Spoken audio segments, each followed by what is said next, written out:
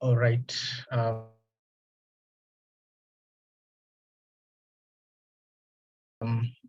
Yes, I think the recording is on now. So my name is Silvanus Manyala. I am a level 5 BPharm student at the University of Nairobi, and currently the chairman of Nairobi University Pharmacy Students Association. I'm pleased to open this session today.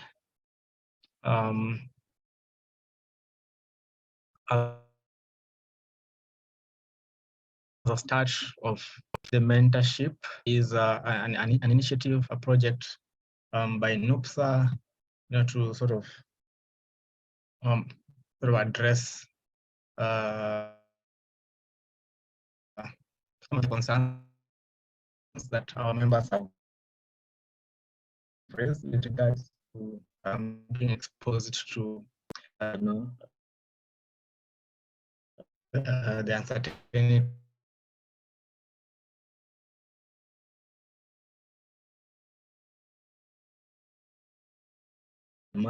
the uncertainties of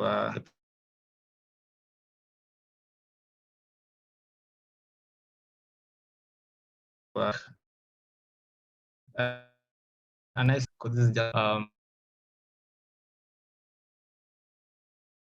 and I kept going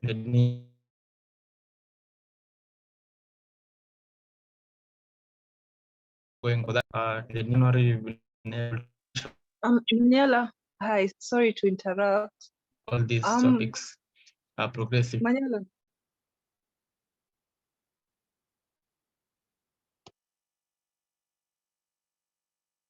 Hello, Manyala, can you hear me?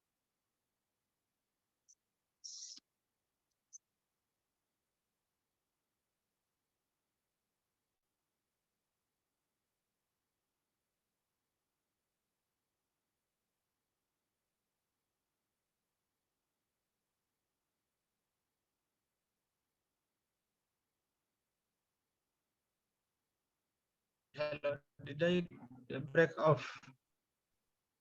Manyala, I could barely hear you because you kept breaking. I'm not so sure if it's my network or your network.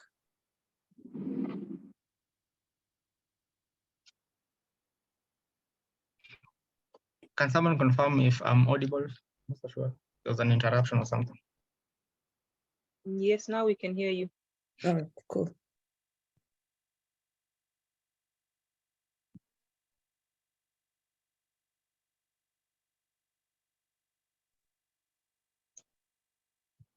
Hello guys. Am I audible enough? Yes, but you keep breaking. Like we didn't hear what you said before you went off. All right. Let me try this as a device. So I was introducing the career and mentorship talk series, and I was mentioning how this is a first session, and then progressively we have more others that have been planned. We had shared the concept note already via email with the participants so that you have a look at what we are expecting. But this is me appreciating you guys for finding time to join us for today's session. So basically, the project revolves around mentorship and career exposure. And we, as a team in NUPSA, we figured out that mentorship is valuable, and we need guidance, support, and advice from people who have gone through this and are willing to share and this with the younger colleagues, and in this case, the students and recent graduates. So we are hoping that it will culminate in a very nice mentorship program, and then from that we put to practice some of these guidance that we've received so far. Career talks are also very important for that matter, because we need to be exposed as students. We need to understand and learn what awaits us. with regards to the profession and the practice itself. We need to know how to maneuver the field with a lot of the uncertainties that are existing in the job market. Now, this is just a list of some of the topics we are looking at. Dynamic healthcare, future of pharmacy practice, entrepreneurship and financial planning, survival skills, pre-internship and post-internship, personal branding and professionalism, growing together. And today we are focusing on what next after graduation. This is one of the most asked or frequently asked questions, and this is a concern for not only students, but also the recent graduates who are waiting to be posted or who have already been posted and then they just don't know what goes after internship. So we had done a very nice tentative schedule, and those are the dates that we are working with tentatively, and these are subjective to change. We ask you to stay posted on our social media and our communication platform just in case there's changes in the date and the format. So most of the sessions will be virtual unless otherwise, but this would be shared or informed with time. Also for today, we are working or looking at having a very nice session with Dr. Maryanne, and then a Q&A session later on that would be an interactive session. She gets to respond to concerns that have been asked in advance or during the session, and also share insight on what needs to be done and what we can do as students. So at this point, I think I'll welcome Dr. Maryanne. And I'm going to do this by first introducing her briefly, so that you have an idea of who she is and why we thought she would be instrumental for our first session. So Dr. Maryanne is a pharmacist, passionate about patient-centered care and creating practical solutions to healthcare problems. To create access also, she's keen in leadership, mentorship, business, health policy, and health system strengthening, with a focus of augmenting patient-centered outcomes. With attention to detail, she's result-oriented and committed to providing quality pharmaceutical care, values research work, and is open to collaborative research and publishing of the same. She has an interest in NCDs, specifically hypertension and diabetes, driven by her commitment to ensure that all patients, regardless of their socio-economic status, have access to safe and effective medication.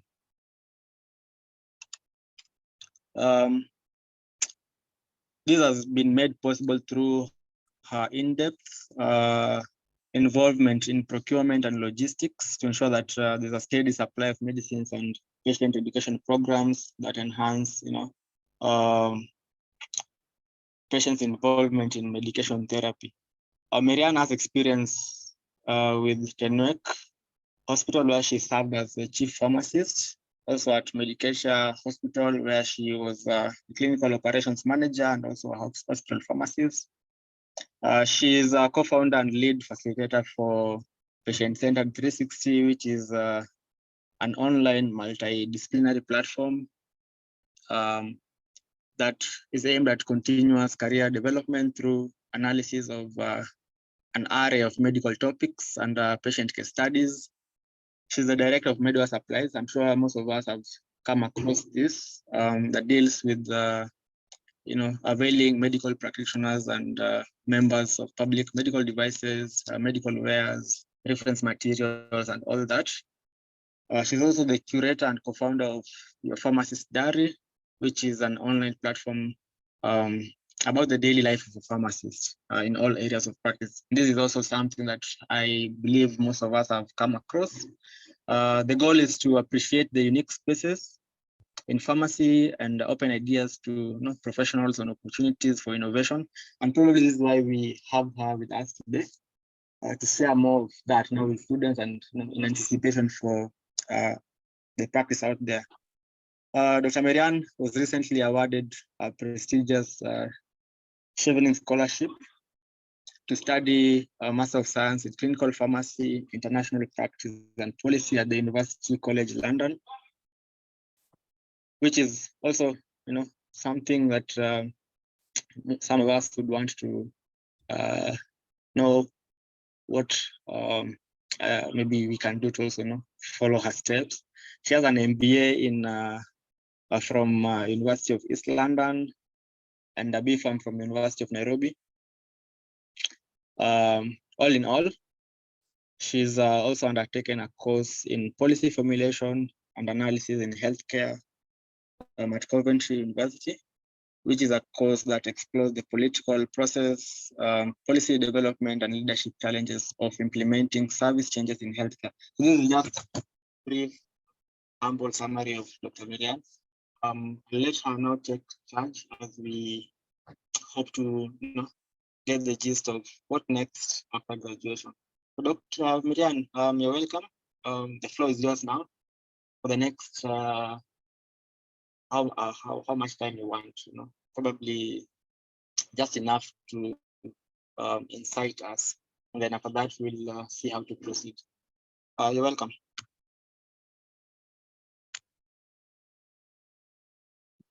Oh, thank you, Manyala. I hope you guys can audibly hear me. Can you? Yes, we can hear you. All right. That was a very long intro. I mean, I would also be tensed getting to hear that, but yeah, in a nutshell, just to clarify, I haven't been awarded my MBA yet. It's a work in progress. So yeah, that's pretty much about me. You can call me Favour. And today we're going to focus on what next after graduation, with a specific theme that I felt would really be relevant, being an ending that precedes a beginning. As you can clearly see from the photo, this is an athlete who's getting ready for a run or a challenge. And he's right at the starting point. I'm not so sure what he's doing. He's probably praying. He's probably trying to master and remember how the track has been. But the most important thing is that this person is at the starting point, yeah? So this exact moment takes me back 5 years ago when I cleared my BPharm at the University of Nairobi. That was in 2017, December. It takes me back to that moment when I was so excited that I'm finally done with BPharm, especially bearing in mind that we had things like microbiology that we just wanted to leave behind, the tormentors thoughts of, the spot exams. I think the spot exams are still there, right? Yes. Yes, they're there. All right, yeah. So the spot exams, the sterility testing in pharmaceutics by a very good lecturer.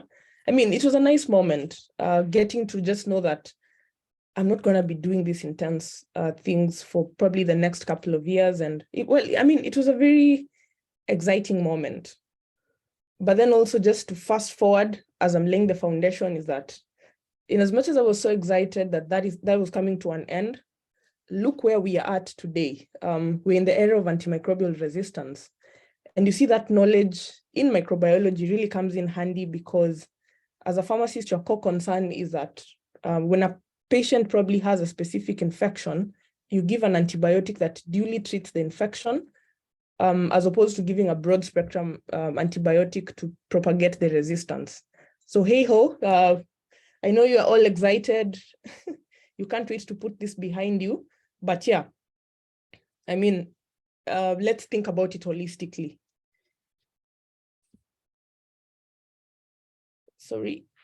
So I'm not so sure how fast you guys can be, but then I want us to interact with this slide for about a minute. it's just a question pretty much to lay the foundation to our discussion today on how exactly do you feel about finishing school? And you can scan the QR code, it will take you to the exact page, or you can just go to www.menti.com. I have shared something in the group, where is the chat? In the chat box about the code that you can use to just respond to my question. I believe you can all see it. So let's see if you can respond to this question in less than a minute, then we can continue with the presentation. I hope that is okay. Yes, that's fine. Okay, so we can do it in a minute.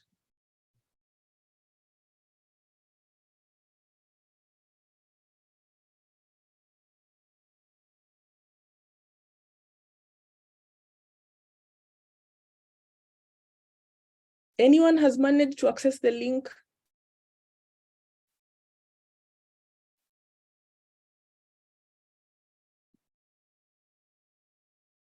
Hello, guys.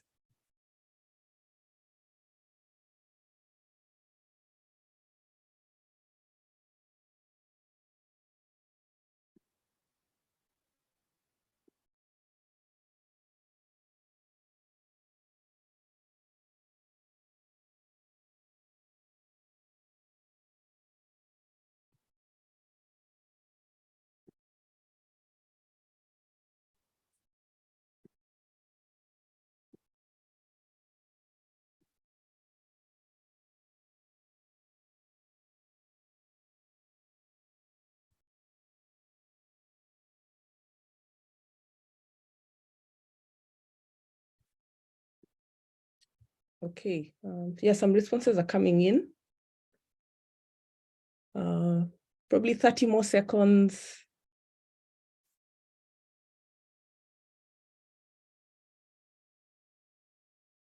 Yeah, I could just share this screen so I can also just get an overview of the same.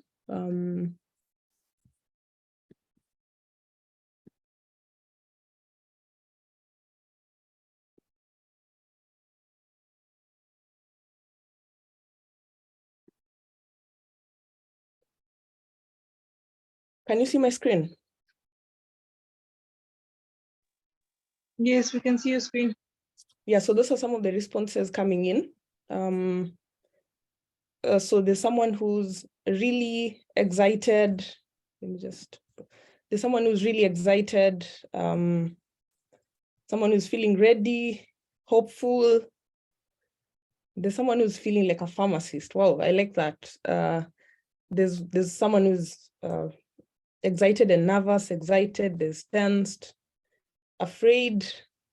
Someone wrote goal, paranoia, excited to be financially, I bet that's financially stable. There's also someone who's very hopeful. I like that. There's someone who's wondering what next, and I believe this is why we're here. And there's someone who's afraid, and there's someone who's scared and tensed. Yeah, so thank you for your responses. Let's get back to the presentation. I just hope I'm going to be fast enough here.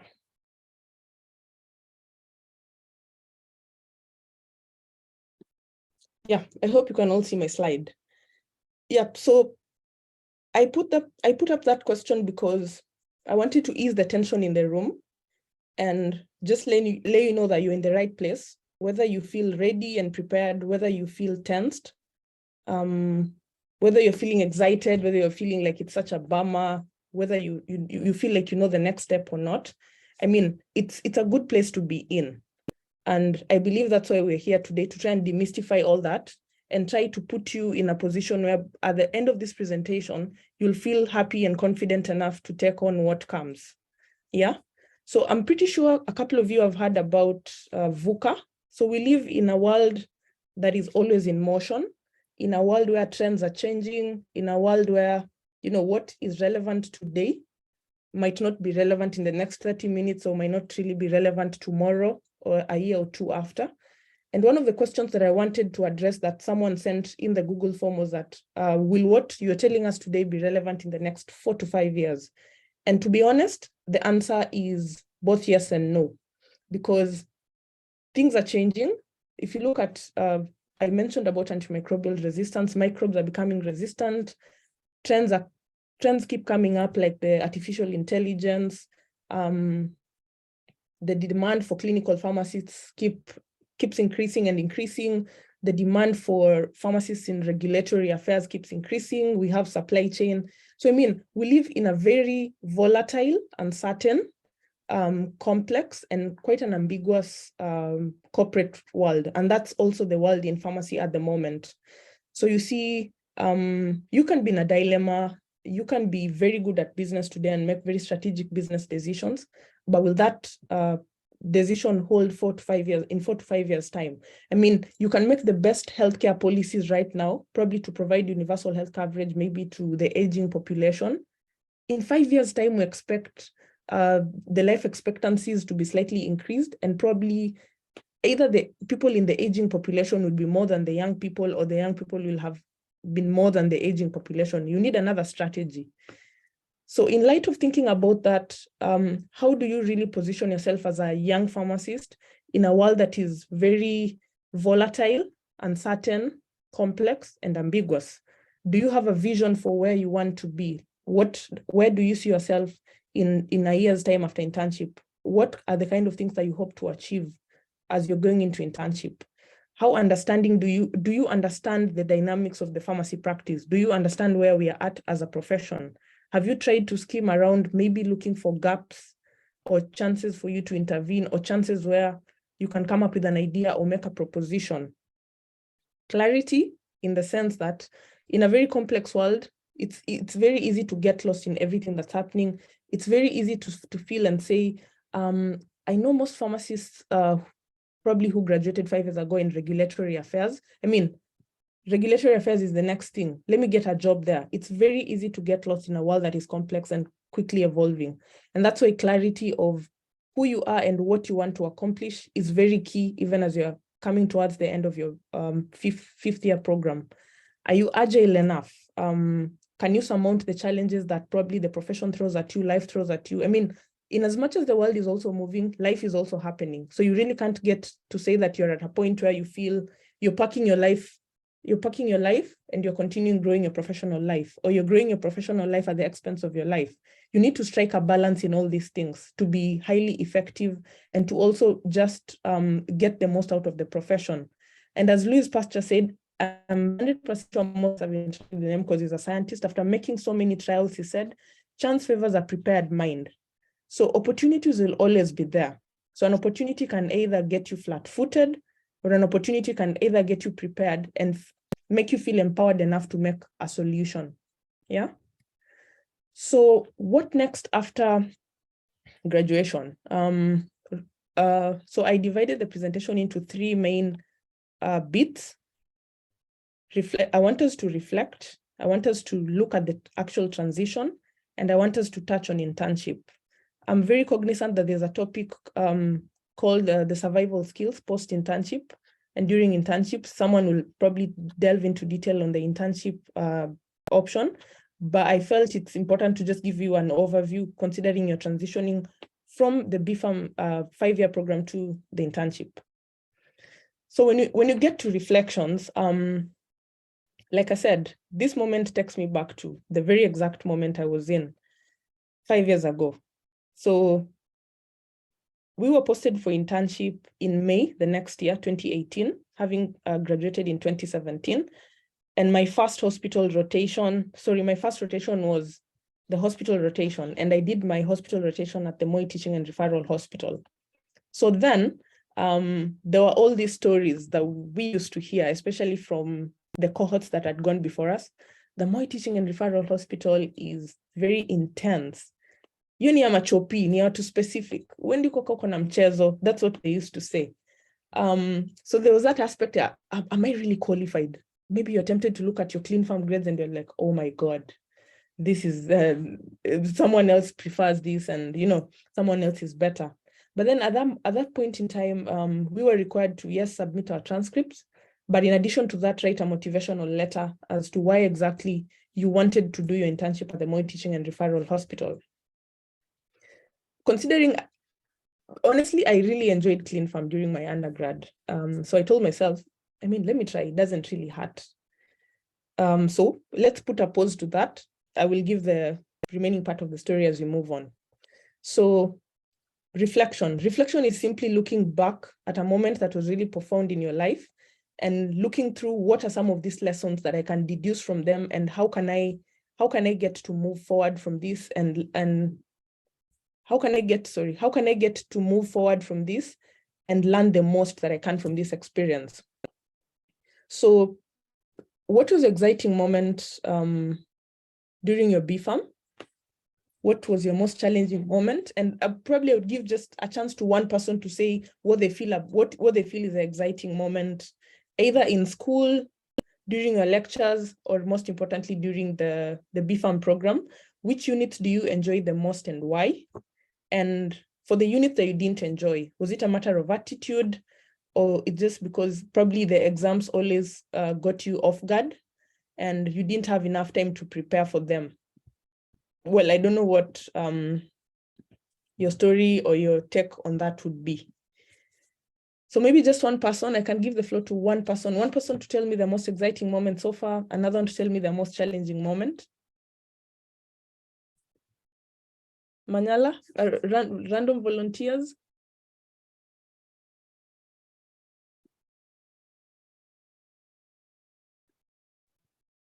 Labda nikusaidie kuchagua. I think please volunteer someone. I mean, we want to make this as interactive as possible. Okay, so this is very random. Kelvin Waweru, yeah, Kelvin Waweru. Kindly unmute and engage us.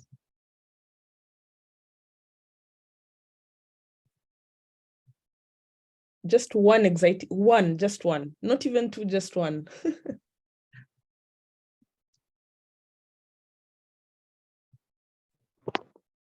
So hello everyone. Hello. I think one of the most exciting moments I had during the AMR walks. I think it's such a good place, like where all students come together, walking around town. And I remember like way back in 2020, like after the walk, we went to, I don't know, it was Sarova. Yeah, so that was a really exciting day. Now for the units, I think I'd say maybe clinical pharmacy, because I think I'm more clinically oriented, and like I enjoy reading it, and like I try to relate. I can relate to so many stuff, let's say from pharmacology and maybe some pharmaceutics, and see how it applies to clinical pharmacy. Yeah. Thank you, Kelvin. One more, preferably a lady this time.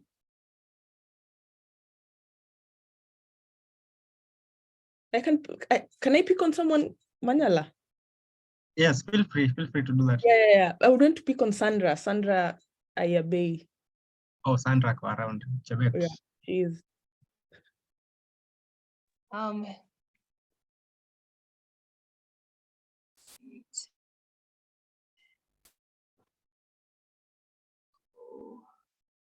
Hello, you can hear me? Yes, we can. Okay, my name is Sandra. I think one of my challenging moments is exam time. And not maybe one, there have been many. Okay. Yeah. All right. Which unit don't you enjoy the most? At least Kelvin told us he enjoys CleanPharm. What don't you enjoy the most?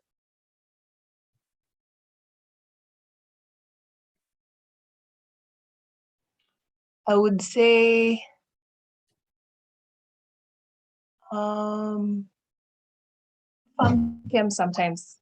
PharmChem sometimes. Okay. All right. Thank you for that, Sandra. And thank you, Kelvin, as well. Thank you, Manyala. So one word to summarize how the 5 years have been. So for the responses we've received, it ushers us into the next point on constructive criticism. Kelvin has told us he really enjoyed the AMR work, and he thinks clinical pharmacy is an area that probably he would want to relate more in, or rather do quite a couple of things, because it gives him a broader perspective of and making sense of the various units that you've gone through. The reason why it's important to answer these questions is because your passion, the things you will enjoy doing most and the things that will fulfill you the most are not so far from what you're passionate about and the things that you love and enjoy doing. Because once you've identified an area, I'd give an example of the AMR work. It puts you in a position to always be excited and willing to delve into any AMR activities or projects that will come your way.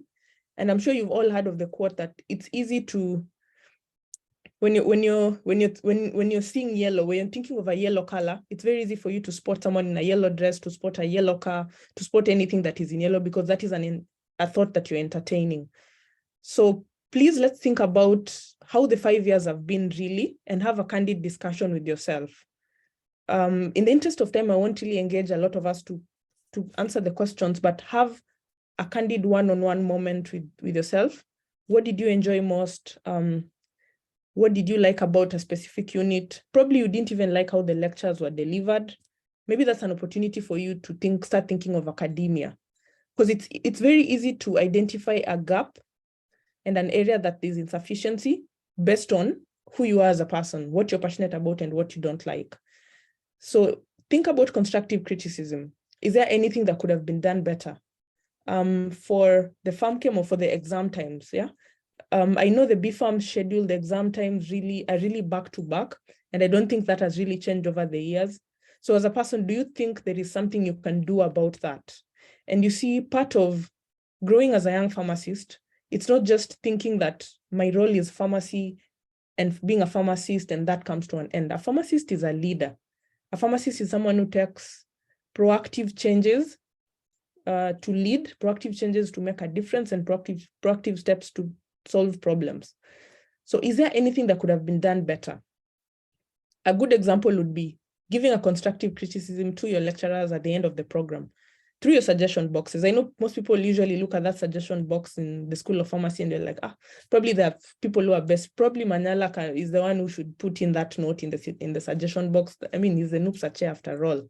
But no, you see, by you taking steps in participating in such crucial events, helps you learn how to voice out your concerns, how to voice out the things that you feel you can do better, the changes that you would want to keep seeing, because it's all about being involved in the process. Are there any gaps that you identified through your fourth-year placements? I know the fourth-year placements are usually 3 months, one in hospital, pharmacy, and community, unless that has changed. Is there anything that you observe that you would want to do different? Personally, one of the things that I experienced during my fourth-year placements, I did my placement hospital at Kenyatta National Hospital. I think we went for ward rounds, I think twice. But then the feeling in the ward round was, I was really so scared because the ward round team is big. It has consultants, registrars, the medical officers, medical officer interns, clinical officers, then pharmacists. We were standing behind in our green badges. Then one of the consultants was talking about drugs. Then he said, where are those people who are usually wearing green tags and never show up in ward rounds? That was my first encounter in a ward round as a fourth year. Probably I didn't even know what he was talking about. But then you see at that point, I was like, have we done something wrong? Should I hide? Like that was the feeling. And to be honest, that was a very insufficient feeling. And it made me like really question what it is that I'm even doing here, in the first place. And you see, that stuck with me. That feeling stuck with me. And fast forward to why reflection is important. As I was writing my motivation letter for the MTRH, I knew probably that there are people who performed better. There are people probably who maybe deserve this slot more. But I'm going to write my motivation letter from a very genuine perspective. So, as I flashed back on that, it put me at a better position to articulate what I really wanted to get out of the internship experience at Moi Teaching and Referral, having known that it's a partnership between the PharmD students and the PharmD program at Purdue University and the clinical pharmacists at MTRH. So that's one thing. Reflecting will help you pour out and actually bring out what it is that you want. And Socrates says the unexamined life is not worth living. So let's take stock of the experiences we've had and use them to move us forward. So for the gaps and opportunities identified, I believe I've touched on the same. Which area stood out for you? It could be you're really annoyed with how life in the community pharmacy, it's business as usual, lucrative as usual, pushing drugs and giving someone a concoction of supplements in addition to the antibiotics. Probably you feel like the NCD patients are not given enough care. Just to challenge us further, international perspectives, there are people who've developed pharmacist-led services in community pharmacies, asthma-led services, pharmacist-led asthma clinic services, pharmacist-led diabetic monitoring services, where they just dedicate their time for any diabetic patient who comes in. They take the opportunity to advise them and educate them on the lifestyle disorders.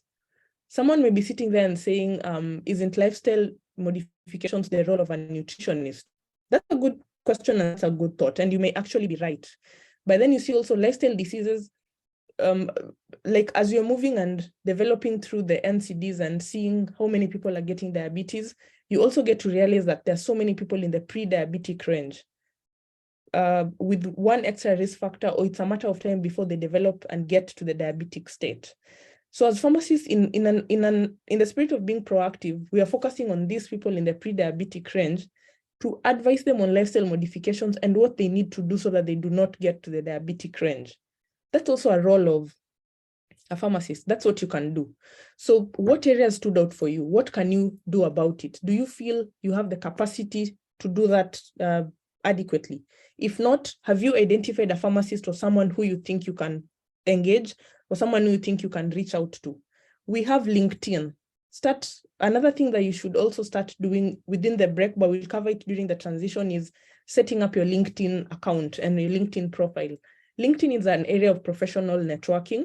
And through LinkedIn, I've gotten to really interact with amazing pharmacists globally. It's just a matter of dropping a message and introducing yourself and going straight to what you would want them to help you with, but at least giving a brief background. I have gotten that opportunity, and that's also an opportunity that is available for you. So I would still repeat that an examined life is not worth living. So as you move to a transition, as you can see from the photo, people here say 4-0 anyway. You can see the jump and the leap that the fish is making. And your guess is as good as mine. There's a high probability that that fish can slide and fall down. But we want to have faith that with the projections it has made, it is confident enough that it is going to get into the second jar with water and survive, yeah? So what is your posture of waiting? This is my favorite slide because posture is everything. Your attitude, your mental state when waiting for something is what really determines how you're going to make the maximum benefit you're going to derive from a situation. So it's a make it or break it moment, and you can be an active or passive person in waiting. An active person in waiting is someone who takes better steps or someone who takes an initiative in cultivating the good habits that they know they're going to project them forward. And that's why reflection is possible. Reflection is important. Reflection will show you the areas you're lacking in and help you start thinking towards some of the steps that you need to take. So as regards transition, properly rest and rejuvenate. It's been a long year. So much has happened. Probably the research work drained you. Your supervisor was always on your neck. So please take time and rest. But also it is a time to actively wait. As you're waiting for internship, which is just a matter of months away, it's time to sharpen the other skills that you feel will position you strategically in the profession. I wouldn't really say that this is an exhaustive list because I was tempted to write more, because I wouldn't also want you to feel the pressure that I need to do all these courses, I need to do this course in policy. It's a matter of identifying an area that you feel the skill can help you in. And I would give an example in my profession. In my so far what I've done. So I started Medway Supplies with a colleague just before being posted for internship between the period of December and May. And around the same time, you can guess I was broke as hell. From a life of being given pocket money to a life of, I mean, you're home, why would you need pocket money? You're gonna be posted for internship soon. So at that point, when I started entertaining the thought of, how about we come up with a solution? Interns are paid 3 months post their posting, so they're always broke and they need all this medical equipment. So how can we get into the market and avail it to them at a probably sweeter deal that would make them come to us really?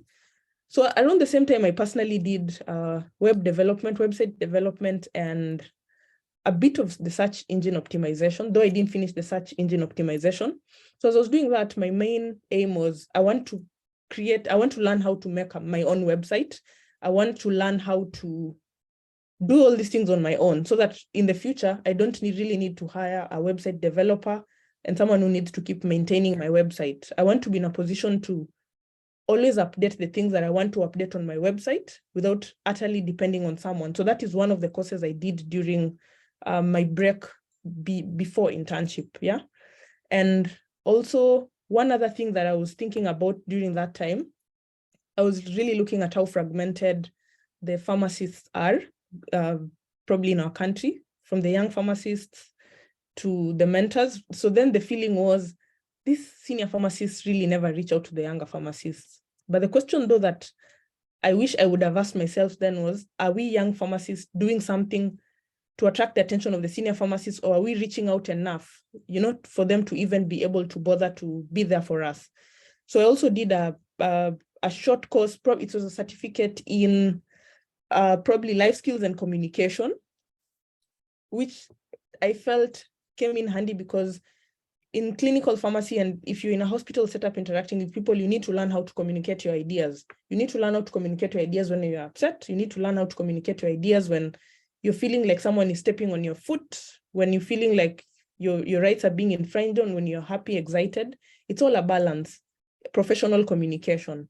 So these are just a list of a few things that you can consider based on the reflections and the evaluations that you have done. Change management or transition is something that is I would highly recommend because systems are always changing. The pandemic came in, everything changed. So as a leader, as a pharmacist and a leader, which I know you are, you must always be ready to be proactive in any situation. It's called situational leadership. In whatever the situation comes, whether you feel adequately prepared or not, the fact that a change is coming helps you prop up and prepare yourself for that moment. Also, from the aspect of experiential learning at community pharmacy and locums, there's someone who sent a question and said, how can you get locums and what amount of money do you think we should quote when being paid? I would really be happy to say you should not take less than 2,000 shillings per day. But then I wouldn't really want to focus on that, but I would want to ask you, as you're looking for that opportunity in community pharmacy, what are your expectations from your employer? It could be your mentor. It could be you would just want to see what community pharmacy looks like on a daily basis, or you could want to identify a gap in a community pharmacy. So what I would say is that from the upfront, from the outstart, be very specific with your mentor or your employer, what it is you want to gain from that encounter. If it's just money, tell them you want to make money, pocket money as you're waiting for internship. If you want to learn, let them know that you want to learn. Because you see, there's this attitude amongst us pharmacists mostly that we never really get to state our expectations in any interaction. Then towards the end, we say, that community pharmacy was really bad. They made me dispense the entire time. But did you let them know that you're interested in a clinical experience? So it's good for us to firm up our expectations as well. This can be a wonderful time to volunteer, for example, in medical camps, for example, in also community services, community outreaches, depending with the bandwidth of how comfortable and flexible you are with. Medical camps are really important because you also get to understand the disease patterns that are prevalent in an area and what you can consider doing about that. There's an organization called RICO, I think it's Rock Health, that was founded by pharmacists from the KU when they were still students, and it's actually still running till now. They're doing outreach programs. And you see, this is something that they sat down and they started, probably they were doing a bit of it when they were students, but then now after internship or during internship, now the path is clearer. This is what I really want to do. I feel empowered to do this. You know, that is something they also developed. Once the posting order is out, there's a WhatsApp groups will be on fire. How many guys are going to Kijabe? How many guys are going to Madari? Madari is a very useless place. There's nothing else you learn. I mean, always dispensing antipsychotics. That is a general feeling. But do you think there is a niche for a pharmacist in mental health? Yeah, because there's one of the articles in your pharmacist diary page that featured a global health mental pharmacist who did her master's in global mental health in the UK, and is now a very focal person in the Ministry of Health in matters mental health. At that point, when I was having that discussion with her, at that point, when you are doing the course, sometimes you really can't tell the end from what you're doing. You feel, what is actually the place of mental health for a pharmacist, yeah? It is definitely not just dispensing antipsychotics. We're also in a season where depression, suicidal rates are increasing. What can a pharmacist do about that? I mean, do you just want to dish out the antipsychotics, or do you think there's a more proactive role you can do to play? The people who stop taking their drugs because of the side effects of the antipsychotics, are you in a position to advise them? Are you in a position to talk to a patient and get to know what they feel about what they're experiencing? And something that I would want to share based on my experience in the UK so far is that the pharmacy system here is patient-oriented, in the sense that you have to involve the patient in every step of care that you're taking. You can't just change the patient's medication. You have to inform the patient that you're changing the medication and inform them why. So the patient here is very educated. Yeah. So as a young pharmacist, what do you think about the educated public, educated patient who's read everything in Google and is challenging your knowledge? Are you in a position to also just get to listen to them, address their concerns, and make them feel, yes, I hear you, but this is what I want us to do. Are you okay with that? That is now in a nutshell patient counseling. Is that an area you're passionate about? What can you do about it? Most importantly, think about the kind of pharmacist you'd want to be, because your reflection is not so far from your experience and what you shall experience. Yeah. So to delve into the last portion of the presentation on internship, so yeah, you'll do your exams, you'll have your final year dinner, you'll get the posting order, and finally, you'll be posted for internship. So as we go back to my story, I went for my internship at the Moi Teaching and Referral Hospital. So the first day, we were given the first day to settle. The second day, we were in the wards, believe it or not, in the ward rounds. So we were divided into teams. So each team, we started with the internal medicine ward. So each team had a pharmacist intern and a preceptor for the pharmacist, clinical pharmacist supervisor. So we went for the ward rounds, and I think the first question I was asked was that, what are the current guidelines in the treatment of cryptococcal meningitis? And I could remember cryptococcal from a lecture far off, trying to jog my photographic memory to channel those, how was PCP treated in ClinPharm? Oh my God, I can't remember. Yeah, so there'll be such moments. And, you know, most of us want to focus on the end result. Probably I want to be like Manyala, for example. I want to be like Sandra. But then you see, sometimes we don't count the cost, or rather what it took for this person to get there. And that's why I'm very confident in this moment that all of you are capable, and all of you are capable of achieving even greater things. Yeah. So that was a very daunting moment, but I had to recollect myself, because it's not that it was going to be any easier. It was day 1 out of the 6 months. So I had to get off my high horse that I'm done with reading, I'm done with frustrating schedules, and get back myself to the point of remembering that a pharmacist is a lifelong learner. And as you're treating a disease, diseases keep evolving, guidelines keep being updated. How can I keep myself up to date? How can I be a versatile pharmacist? So I had to go back to reading. So believe it or not, the amount of reading I did in my internship at MTRH, in my clinical rotation for the 6 months, is more than I did in my BPharm. So I was even telling myself the other day, I mean, if I could have read that much in PharmChem or think pharmacognosy, I would be very far. But then you see, these are the realities that you catch up with in life, and not to scare you, but it's also an opportunity for you to know what to anticipate in that season, yeah? So begin with the end in mind. Your personal internship action plan is important, and it is based on your reflections. Having reflected and identified the gaps, what is it that you want to achieve? Some of us will print the internship manual and only look at it when you're busy running up and down for signatures, for someone to clear you, for someone to write your completion letter. But you see, the internship guidelines never really change, as expected in any system. No one is proactive enough to keep updating internship guidelines for students. So the expectations are general for every student, bare minimum or exceptional.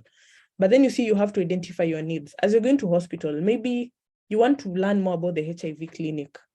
Are you in a position to jot down your personal internship action plan and get to involve your supervisor and tell them, I was thinking these are the areas that I really want to gain the most from. Could you arrange my rotations in such a way that I benefit the most from this? As opposed to just waiting for a rota to be given. You're very happy being given night shifts because you'll have 2 weeks off, and have all the fun, planning and going for a trip in Diani, which is not a bad thing, by the way. You should actually enjoy your internship. But I mean, how do you go about it? How do you strike a balance, gaining the most out of your internship and also being in a position where you're relaxing and enjoying and being happy that you're actually getting to earn and getting that financial independence, yeah? Vetting the current system and talking to senior pharmacists, knowing how the experience was, the challenges and opportunities. Like I've just also shared some of the challenges I experienced as an intern and how I navigated them. Fast forward to industry, I did my industrial rotation at Ely's Chemicals. At that specific time, some of my colleagues in the various industries, depending on where they were only showing up twice a week for the industrial rotation. My supervisor then, who is one of the senior pharmacists in the country, would give us assignments every day. And we would make these presentations to her and tell her what we've learned and what our expectations are. Definitely as an intern then I was feeling like, why couldn't I have just gotten that industry where I show up once a day? I'm tired of all this. It's normal. But then you see, have an end goal in mind. I grew to appreciate industrial practice and regulatory affairs just based on the interaction that I had with my supervisor. And I'm happy to report that based on that interaction, she became my mentor. So she's mentored me from that time in 2018 to date. And it's because of the questions I was asking her, and she was able to tell me that from my interactions with you, I really think you're a clinical person. You speak so passionate about clinical pharmacy, even than regulatory affairs, and you're in an industry.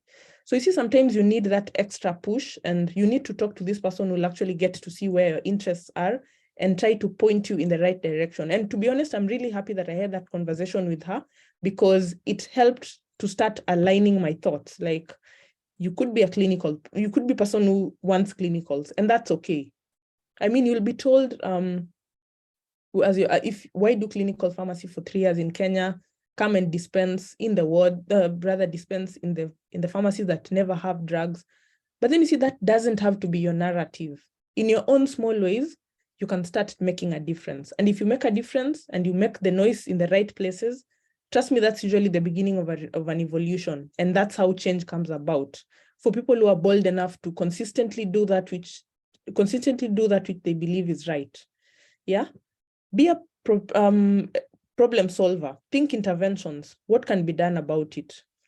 For example, I would give an example. As I was in Tenwek Hospital, well, in a nutshell, as an attempt to try and just make the clinical practice better, I started working on an internship manual, clinical internship guidance manual. So at the same time, when I got to Tenwek, I got to interact with a pharmacist colleague who linked me up to an international pharmacist who loved mentoring young pharmacists.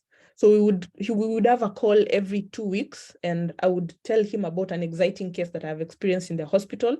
And he gave me this patient profile document that I would use to score and categorize my patient. Then we would get to discuss. So you would ask me the hard questions and ask me, why do you think this patient was given vancomycin, for example? Why wasn't it pre-dosed? Why wasn't it given as a maintenance dose? So you see, such questions So my question to him was, how do you get to be so composed as a pharmacist that you can actually provide this holistic care and advice to consultants in a clinical team? So the answer he gave me was simple. In a big hospital where there are probably like 3 pharmacists, you're tempted to want your impact to be felt in all those areas so that people definitely know a pharmacist is there. But he told me you have to think big and focus small. You have to prioritize which cases are dire, which cases actually need the attention of a pharmacist, and which ones do not really need the attention of a pharmacist. Focus on the acute patients, for example, patients in the cardiac ward, in the ICU. Those are potential areas as a pharmacist you can make interventions, but they need a lot of reading. So you see, this person just pointed me to how I can navigate those challenges by not really telling me exactly what to do. But that is also a network that I explored, in the sense of looking at the problems I was having. Like, I'm just one pharmacist and there are all these responsibilities that I need to do, and I feel the need to do them effectively. So one thing you should also learn as you're transitioning out, you cannot be a jack of all trades. Sometimes you need help. I think I'm almost done, just hanging a bit. You need to be an avid reader. Like I said, pharmacists out here are doing great things. You can read, there's a pharmaceutical journal, there's a PSK journal. There's so many articles in the internet. The internet has really made the world a global village. You can get to see what pharmacists are doing. I was recently challenged when I got to read about a pharmacist who set up a geriatric clinic in, I think it was Indonesia. That's an area that's a gap that they felt was in their country, that the healthcare systems were really focusing on people with NCDs, people with HIV, people with cancer, infectious disease, but not the geriatric population. And when you look at the World Bank statistics globally, the aging population is bound to sort of increase, like with quite a number in every country, including Kenya. I was looking at the Kenyan statistics and that baffled me. So see, there's a niche for that. I was thinking of what policies are there to help the elderly people. There's Pesa ya Wazee, definitely. But is that Pesa ya Wazee sustainable enough to help these people in healthcare? If you look at the healthcare system in Kenya, is there any priority for the older people? You see, which diseases are really common in the older people? Is there an opportunity? Would you want to offer them patient counseling? Would you offer to rather organize a drug delivery program for them, so that every month it's a home visit, every month someone goes and takes the drugs to them? I mean, what are you thinking about the challenge? And you see, it's through this reading widely that you get inspired by seeing what another pharmacist has done, and you actually feel that if you're in the capacity to do the same and there are resources, or there's a will for you to do that, that's an area you can explore. I want to talk about intentional networking and conveniently give my example as a 5th year. So as a 5th year, we were very excited to go for CMEs. I'm sure you usually get a couple of invites from HOPAC, from this medical representative sometimes that you've interacted with. And the highlight of these interactions was the food and the dessert, believe it or not. As happily as I look on this video, the food was the most important thing. We were there for the food. So yes, you go there definitely you'll get to benefit and get to hear what they are saying. But you know, the icing on the cake is the dessert. The cakes were so amazing, by the way. So during the interactions, you get to interact with senior pharmacists here and there, probably someone who was 1 year before you or 2 years before you. So you get to interact with them and you exchange phone numbers. But then what do you ever bother doing after getting their numbers? So we come to an instance where the net worth of the pharmacists in your phone book is more than the net worth of the pharmacists in your professional circles, because you're a good number collector, contact collector. You have Favor's name in your phone. Yeah, I know Dr. Favour. Have you ever spoken to them? Have you ever bothered reaching out and asking them questions? Have you ever asked them if they are willing to mentor you in an area you feel they are passionate about, you're passionate about, and their interests are aligned? Why am I saying this? We have to get to a point where we think of networking as a two-way process, where you stand to benefit and also where you stand to add value to the life of the person you're interacting with. I'd give an example.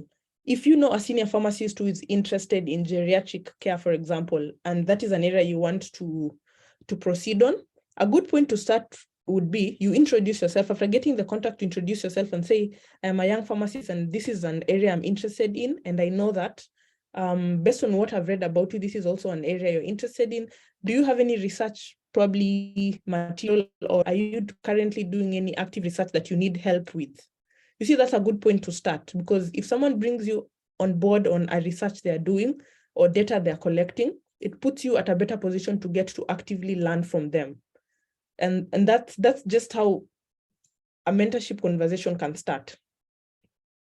Pharmaceutical Society of Kenya conferences, events, and HOPAC events are also good taster to interact with senior pharmacists, because these are people that sometimes you call them, they never pick your calls, you send them emails, they never respond back, and you feel they are snobbish, which is not really the case. It's just the nature of adulting and probably responsibilities.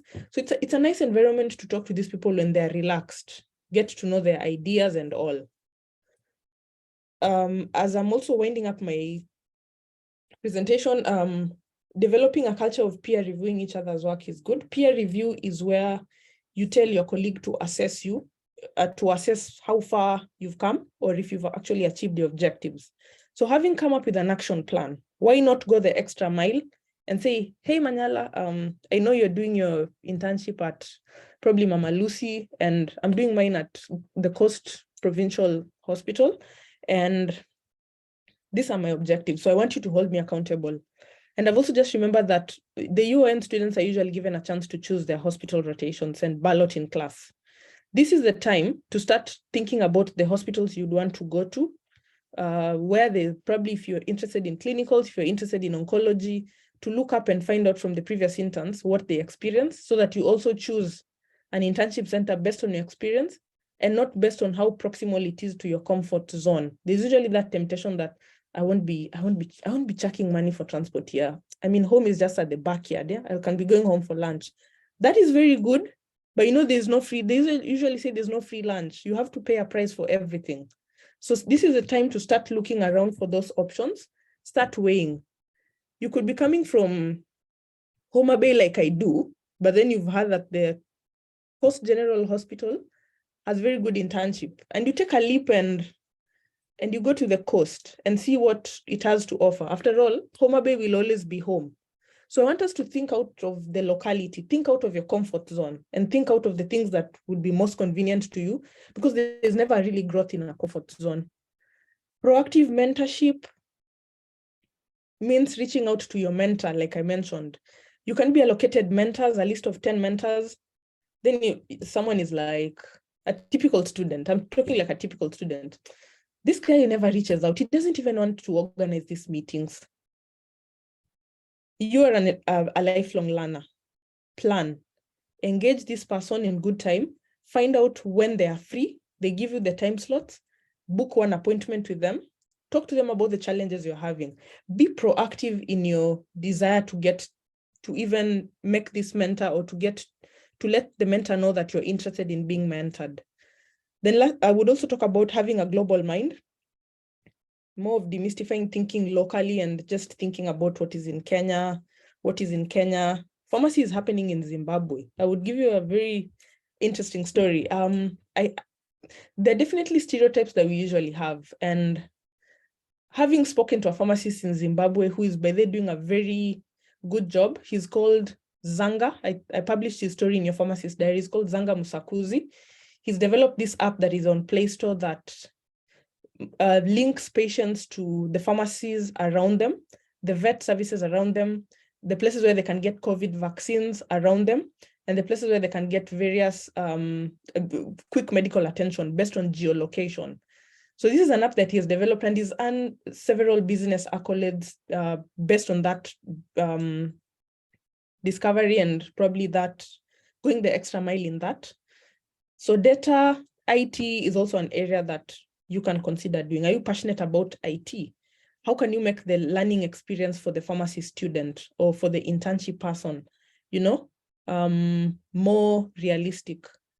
On that note, I think I forgot to mention, another challenge that we are having with the health systems in Kenya is that if you look at a place like the UK, for example, all the medical record systems are synchronized such that, for example, if Mama Lucy was here and Kenyatta was here and MTRH was here, if I check myself in KNH or MTRH, based on my NHIF number, they can be able to access my last visit to whichever hospital and what I was treated for and what drugs I was on then, which actually helps transferring care slightly possible. Is that something you'd want to help Kenya achieve?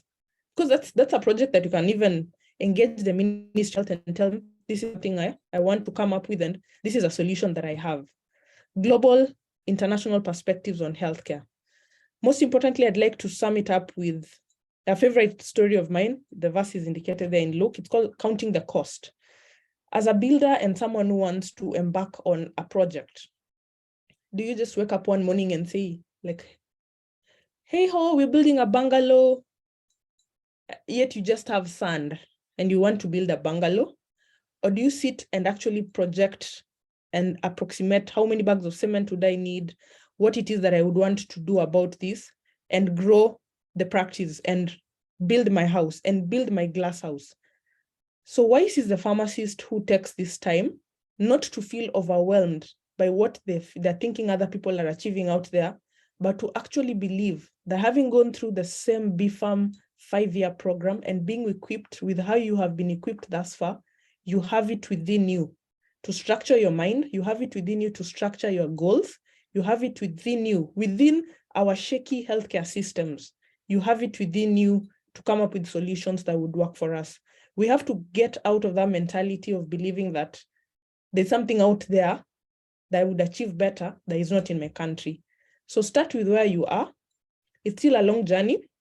There were several questions on what are some of the most marketable courses I can do beyond graduation. But I want to believe that at the point where we are at, we are in that state where we know that even if it is offering medicine counseling to a patient at a community pharmacy desk, that is impact enough and it can actually grow. Knowing that if patient counseling is your passion, you can also work hard to develop pharma consultancy practice where patients get to be seen at the community pharmacy and you book them appointments with a pharmacist who's specialized in MTM in diabetes or asthma. And that's you're making a difference. And I hope by this time that you know that if you're passionate about IT, if you're passionate about designs, there's so many faulty healthcare IT systems that need a revamping. And that is an area you can actually make a niche. If you're passionate about supply chain, there are so many loops and gaps in our supply chains. There's so many things that you can try and improve the process between KEMSA and the local hospitals. Again, if you're passionate about teaching, if you didn't like how the lecture modules were delivered, you have an opportunity to mentor the pharmacy students that come to your internship center and start from there and build up your passion in academia. So there's never anyone who is insufficient enough to say that you need to do what maybe person X is doing for you to feel you're actually fulfilled. The answers are within you. And as I wind up, I wanted this to be an interactive slide. And I want to know your thoughts around this. But in a nutshell, because our time is far much spent at just dig in and say, we're living in a VUCA world. Artificial intelligence is on the rise. The latest artificial intelligence that was launched in December says they're going to make that bot so smart and sharp such that they would give it information about even the side effects of the drugs. They would give it information about, the things that you would refer on the internet about drugs, even the mode of action. The bot would be able to say. So as a community pharmacist, what is your role in this VUCA world, the world that we are moving into, where your role of just regurgitating what you've learned in school, what you've learned, what is in the drug index and what is in the BNF can be said by a machine?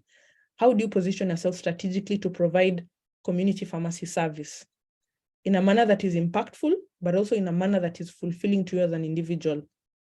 Is it an asthma program to help people get peak expiratory flow meters to monitor their asthma in the remote villages?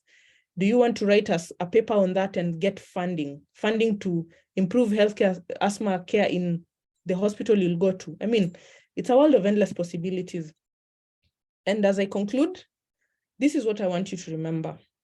If you don't get out there to define yourself, you'll be quickly and inaccurately defined by others. You will get offended when someone calls you a shopkeeper. You'll get offended when someone calls you a drug dealer. You will get offended when someone says, una graduate lini? December. Na utafungua your community pharmacy lini? You know, when will you open your community pharmacy? You will get offended that someone just thinks you're just about drugs.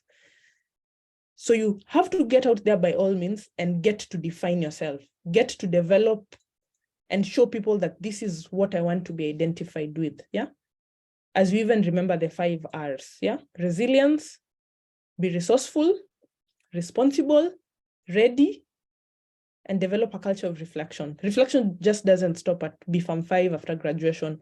Reflection is an active thing that you carry throughout your entire day-to-day life, yeah?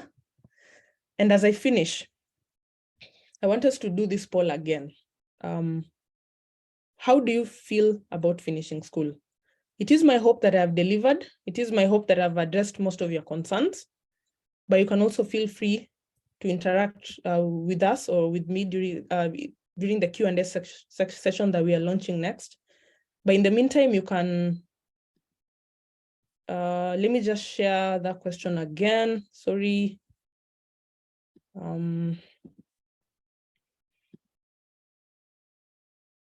Sorry. Yeah, just a minute, give me 1 minute, please.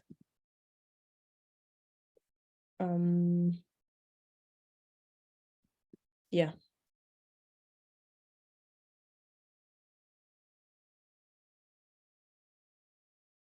You can see my slide, I hope.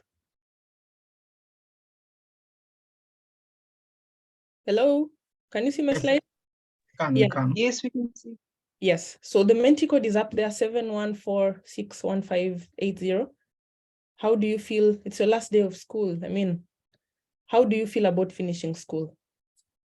So just a minute, and with that, I would like to conclude my presentation, but Manyala, just give me a minute to share the responses as well as they get to come in.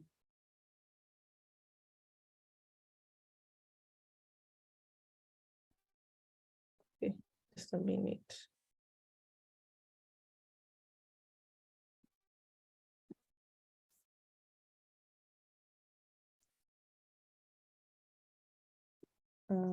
Just a minute, let me look for the response slide.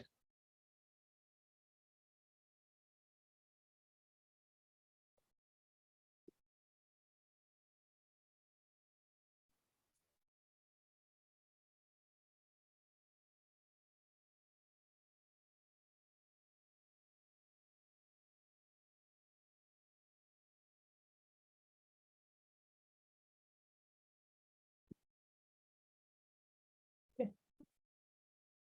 All right, let me share with the room. Okay, a minute.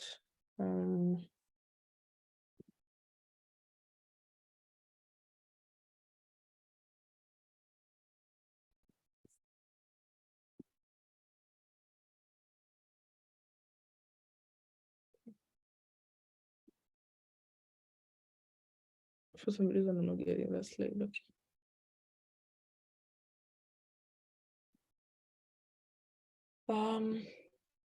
Just a minute.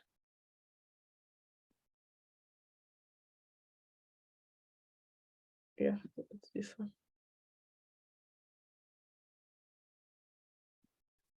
So yeah, I believe you can see my screen. Yeah, so these are some of the responses I'm getting. Enthusiastic, I feel hopeful, I feel confident, I feel eager, I feel inspired, I feel ambitious, I feel empowered, I feel optimistic. Yeah, that's please don't trap my ego. If you don't feel inspired at all, still okay. But it's really my hope that we've just undergone a paradigm shift and a shift from in our mental spaces, from a point of, I want someone to tell me what I need to do, vis-a-vis, I feel empowered and I have the answers. The answers are within me. The solutions are within me, and it is only I who can make the step and take the next leap. So with that, thank you for your time. And I would like to hand over the session back to Manyala. Thank you.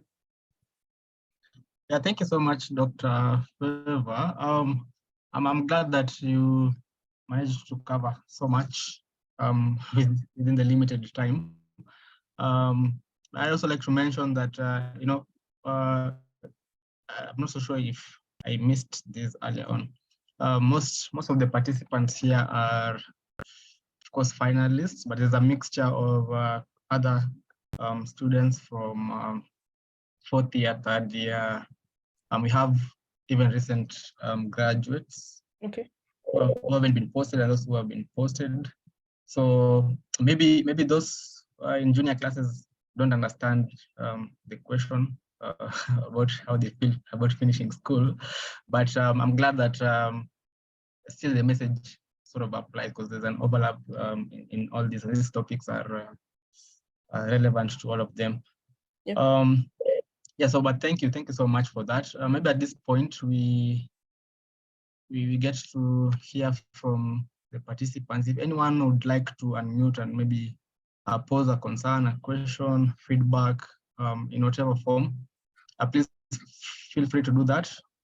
Or if you have a concern that you'd like to send via text, do that via the chat box so that we can address that. So let me see. How do people unmute? Caroline, can they unmute by themselves or they'll have to request? No, they can. I think they can actually unmute by themselves. Okay. I'm also monitoring the chat box. I haven't seen any questions so far.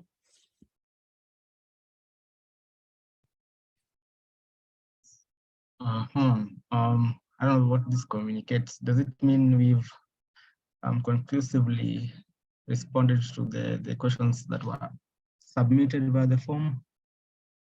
That would mean two things. Okay. But regardless, I'm happy that we've managed to cover this as we had hoped. And I mentioned earlier on that we have the other topics that are still in store for other sessions that would cover the other bits of interest. For example, we're talking about the future of pharmacy and how people can go to the non-conventional pharmacy practice. But I'm sure that's also something people are looking at with the recent, issues with the employment by the government. And then also pre and post internship, survival skills. This would be shared in future sessions. We have a good session, I think probably next month on postgraduate opportunities. So that would be an area where we have speakers share just ideas or insights on other areas that we can go into beyond clinical, industry, and academia. Yeah. But since we don't have questions at this point. One question. Okay, there's one that has come in. Are you able to see it? It says, yeah. How did your end journey influence who you are today? Are the things that you did in your end that proved to be useful after graduation? Okay, there's also another question. Okay. Yeah, I've seen the question. There's also another one I received. Could you please mention the industry you rotated? Yeah, I rotated at Ellis Chemical Industries. It's on, I think it's on Road B, Enterprise Road. Hospital, MTRH, community pharmacy, I did at Malibu Pharmacy, the JF Center, just close to Nairobi Hospital. So the next question is, how did your year-end journey influence who you are today? Are there things that you did in your end that proved to be useful after graduation? Both yes and no. So my year-end journey influenced who I am today. My most influential year was my final year, because as I was doing my project supervisor, I think, bombarded me with more than 25 corrections. Every time I would take my presentation to her, she'd tell me, no, you have to put this work to standard. You have to correct this. You have to make sure this is correct. And I mean, as a student, I would feel bothered. I would be like, ah. But then one of the things that I'm really happy that I did is that I embraced a learning attitude and spirit, and she is still one of my mentors to date. And through her help and guidance, I was able to publish my undergrad project in the Journal of Oncology Pharmacy Practice through her guidance.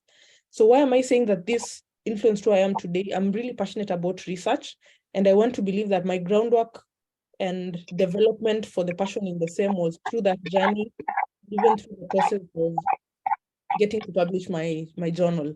Was it all rosy? No, because there are actually things and opportunities that I also feel that if I would have delved in them, they would have really put me at a position to know more and do more. But basically the reason why we're having this is to at least let you know what we did and also let you know what we didn't do, so that it puts you at a better position to be more proactive. I wished I would have been more proactive in matters, the pharmacy department, rather proactive in School of Pharmacy events. I was partly proactive, but I was very also, on the other hand, I was also the pharmacy school CU mom.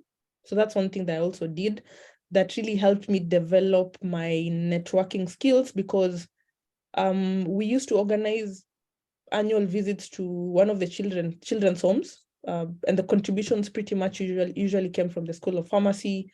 So that now meant planning for that event, engaging students to contribute, engaging the lecturers, engaging the College of Health Sciences to get you a bus and facilitation and a driver.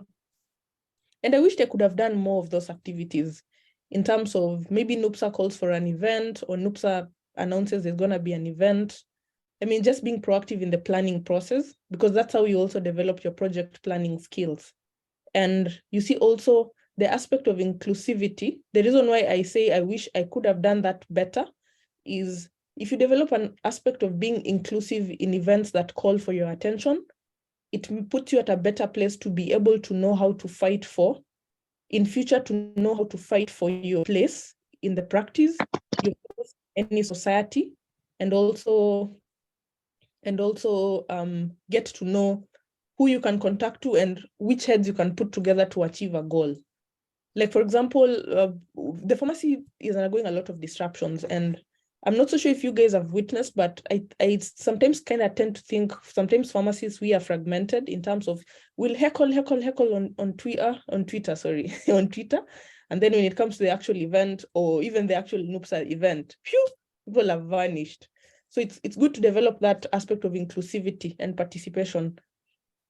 So I featured the things I did well in, and also the things I didn't do well in, because I feel those are also gaps and avenues you can learn from.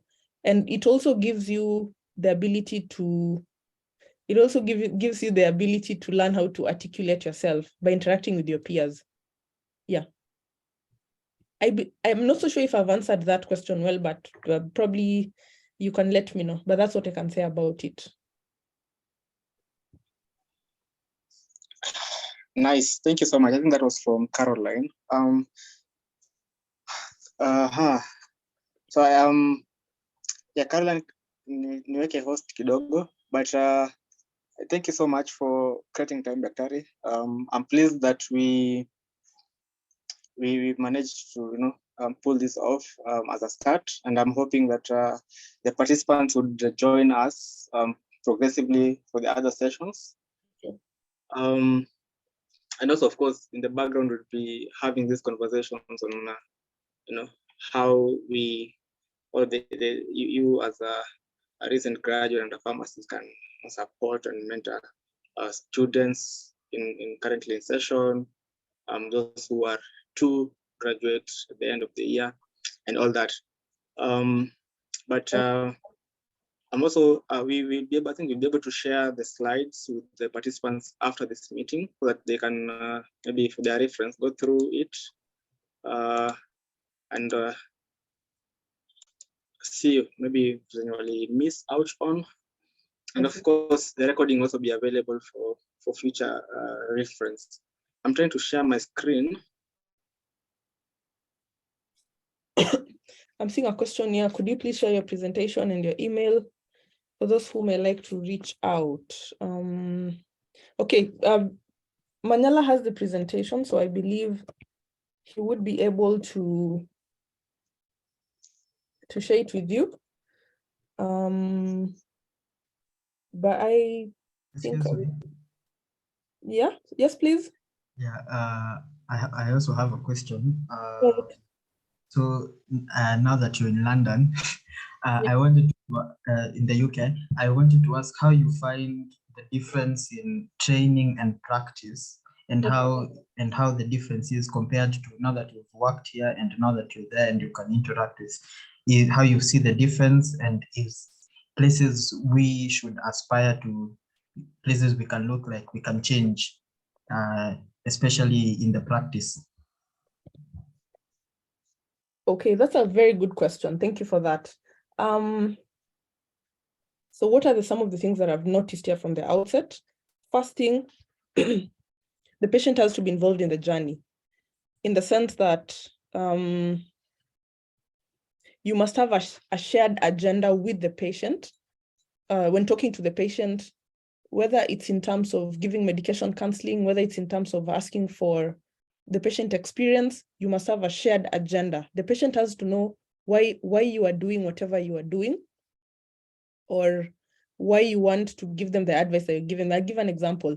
So we usually have our hospital rotations twice a week on Thursdays and Fridays. So pretty much in the wards. So we get to undertake, most of the time we are shadowing the senior pharmacists because we are still in the student capacity, but we get opportunities where we do, for example, patient counseling. So maybe there's this patient who's gonna be discharged home with warfarin, for example. So proper warfarin counseling has to be done. And the patient has to be told of the things that he or she should be cautious about in terms of probably the INR. If they're going to be to a dentist, they should mention they're on warfarin because of bleeding risks. They should avoid contact sports because it puts them at a greater risk of bleeding, in case of an accident. So one thing I would say that is really developed here that I would really desire it to get to our country is the medicines information bit when it comes to the patient counseling, because all this medicines information is even published in the NHS, the National Health Services website, and a patient can even access it when they're home. But by the time they're being also in the hospital, they're also kept up to date and informed about this. Yeah. Another thing that I really love from this practice that I believe we can borrow as a country in Kenya is every ward has a dedicated pharmacist. So there's a renal specialist pharmacist, there's a ICU specialist pharmacist, there's a cardio specialist pharmacist in all these wards. So my main what I was really looking forward to is to get to know what they do in the wards. Yeah. So I've done my rotation in the renal ward, and so the pharmacist gets to the ward. One important thing they do is called medication reconciliation. I'm sure you've heard about it in one of the lectures. So medication reconciliation is where let me use the word marry. You marry the patient's medication history, the drugs they've used in the past, the drugs they're currently using for comorbidities, and the drugs that have currently been prescribed. Why medication reconciliation is done, or medication history is done, is that so that there's no omission when a patient is admitted such that they're having this comorbidity and they need this drug and it's not there, or a patient is not really put on a drug that they don't necessarily need because it was stopped and the records from probably their GP, the general practitioner, were not updated. So pharmacists, so in this setup, the pharmacy techs are actually in the hospital setup, and they mostly do medication history, and together with the pharmacist, they do the medication reconciliation. So that's an active role that I feel as pharmacists in our country, we don't really do, because as at the point the patient is being admitted, how many times have you bothered to know what drugs this patient has been on, except maybe the comorbidities? So I feel that's a culture that if we inculcate and even have a medication reconciliation tool, such that by the time a patient is admitted, as you're getting into shift as a pharmacist, you focus on the patients who've been admitted, like what is I want to do a proper medication history. How is this patient presenting? These are the possible solutions for treating whatever the patient is presenting with. But in light of the drugs they're taking and in light of how they're presenting, this is a contraindication. So let's switch to this. So you see, it's more of you're showing your value, right? So that's also an area I feel we can develop as a profession, as people in pharmacists in Kenya. Another thing I've observed is in medicines information. I'm not really sure how fully fledged our medicine information systems are in hospitals. I know KNH has one, MTRH has another, but medicines information is actually an area here that is fully run by a fully committed pharmacist to medicines reconciliation, who is charged mostly with the responsibility of disbursing information on updated treatment guidelines. And in the event, let's say there's something that happens in a hospital, like let's say there's a for example, a rivaroxaban overdose, the first point of contact for the consultants and the doctors in the hospital is the medicines information pharmacist. Like, do you know how we can respond to this? You know, so in a nutshell, that's to avoid the moment of, wow, I've never really encountered that, you see. So it puts you at a point rather, where you're able to sort out these consultants pronto, because we are working hard to update our medicines information. And that's a very good question, because even medicines info is a niche and a gap that you can fill. Another thing that's lacking, every hospital here has a treatment protocol or a protocol that maybe has been adapted from the main guideline or a protocol treatment. Most of our hospitals in Kenya, we use the national guideline. Sometimes, like I remember the cardiology one was out in 2010. I'm not even sure if it has been updated, which is not really updated. So it begs the need to develop, are you actively developing protocols, treatment protocols and formularies for the hospitals you are in? That can be a niche as an intern. You see this hospital doesn't have protocols, they only rely on the government ones, and we don't have those resources most of the time. Can you dedicate yourself to develop a protocol for that hospital? So those are some of the things that I'm looking at and saying, like, when I get back to my country, this is what I would want to see, A, B, C, and D, probably in a nutshell. Yeah, that's what I would say. I hope I've answered your question. I think it's EN. I can only see EK. Santi. Okay. Manyala, just 1 minute. There's a question I've received briefly that says, I have a question. When it comes to patient counseling, which resources do you find resourceful and convenient to keep you up to date on drugs info that we could also access? There's a site called SPC's, SPC. I think I can share these links with Manyala, then you can get to share them out. There's a site called EMC. You just write maybe furosemide EMC or rivaroxaban EMC or rivaroxaban SPC. There's a site called Medicines Complete, but I think that one needs a subscription. There's also, by the way, guys, the BNF is very handy. I used to think the BNF is just one big bulky book until I came here, and I actually got to appreciate that the BNF can actually guide your thought process in clinical practice. So I think the BNF is one of the most underrated books in Kenya, which it really comes in handy. So you can try the BNF. They have online versions of the same, up to date. In case you're having an issue accessing them, I can also avail them to Manyala. Then you can get to share them with you. Then also there's another site called Stockley's, STOCKELEY, Stockley's Chart and Stockley's Drug Interaction Checker. That's a good site to get to know information about medicines. Those are the ones I can remember top of my head, but I could also just do a compilation and share them with Manyala, then he can get to share them out with you. And in case maybe that skips my mind, you can just feel free to drop me an email.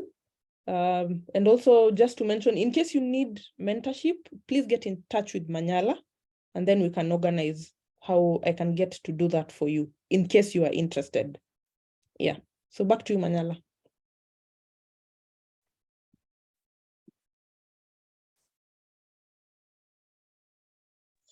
All right, thank you so much.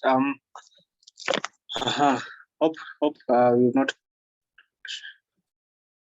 left anyone the question, but maybe at this point, just to summarize everything and close. And of course, I give a vote of thanks to Dr. Maryanne. I think the session has been quite informative, and I believe it's it's going to be helpful to, of course, not only the graduates or the finalist students, but even the ones that are in pipeline still ready to graduate maybe the next 2 or 3 years. And it's nice that you are willing to come through with mentorship and all. So we had initially done a call for alumni. We are trying to do a database for our alumni so that we do a very nice and simple way of approaching them in case we need mentorship in this case, or any other line of support, so that we know we have a pool of clinical pharmacists who pass through this system, and they feel like these are the gaps they identified, and they want to give back in this form of way. So this is an opportunity also. Maybe Maryanne, you can take this up. I also share with your colleagues from your class of 2017. Okay. Yes, so that we increase our pool of people to reach out to in case of mentorship and all that. This was it's also coupled up with our mentorship program, which we are hoping to streamline and ensure that everything goes to plan. We have already done a phase 1 of our survey and interest mapping. So we have a list of students and the areas of interest that they feel like they want to explore or they want to know more about. So this list is to be shared, of course, with the willing mentors in the different areas of practice, that we easily match them and see how they can impact the young pharmacists and students in training. So I think this is also where everything falls. So for the participants, especially, I know this is for your end students, for, of course, relevance purposes. Just feel free to reach out to any one of us. Peace Rezian, our second vice chair, is responsible for mentorship. And so if you had not participated in the first phase of the survey, maybe you can submit your details, and then we'll slot you in, because you are in the process of finding mentors for the different areas. And then, of course, roll it out as soon as possible. I also understand that we have students from other campuses here, from Kisii University. I've seen KMTC also, Kabarak, JKUAT, and I've seen their contact person for KEPSA is also around Emish. I don't know if Emish Potea, but KEPSA had also done an interest survey mapping, or sort of survey, an interest and survey where they collected information. So I think the other chapters or the other universities can also find a way to adopt this. We are talking with other chapter chairs. For example, jana nilikuwa na conversation with the chair for Kabarak University to see how they can also pick up this, because I'm thinking this is relevant for every pharmacy student in Kenya. Yeah, and it only gets better if all of us maybe have this opportunity, so that outside there we know that we are all on the same page, having gone or having been exposed to the same opportunities and all that. So that's that from my end and my team. We thank you all for making time today and participating in this. We'll have other sessions in future. This will be communicated and shared on our social media platforms and WhatsApp groups. So be on the lookout. Yes, and also feel free to connect with us on social media, Twitter, Facebook, LinkedIn, and Instagram, where NUPSA UNBI. Without further ado, I think we can end this here, unless otherwise. Dr. Favour, did you want to say anything as we part? Very big thank you to the audience for holding forth and staying this long. That was a good representation, and also a great thank you and big thank you to NUPSA, to Manyala, to Caro and your other colleagues. Thank you for the opportunity, to share and making this happen. I believe it's a wonderful initiative, and I'm looking forward to holding your hand as you launch the career and mentorship talks. I mean, it's about time we do this. So yeah, I would be very willing to assist to the best of my abilities. And yeah, thank you for making this happen. It was lovely. Yeah. Sawa sawa. Goodbye, everyone. See you soon. Stay safe.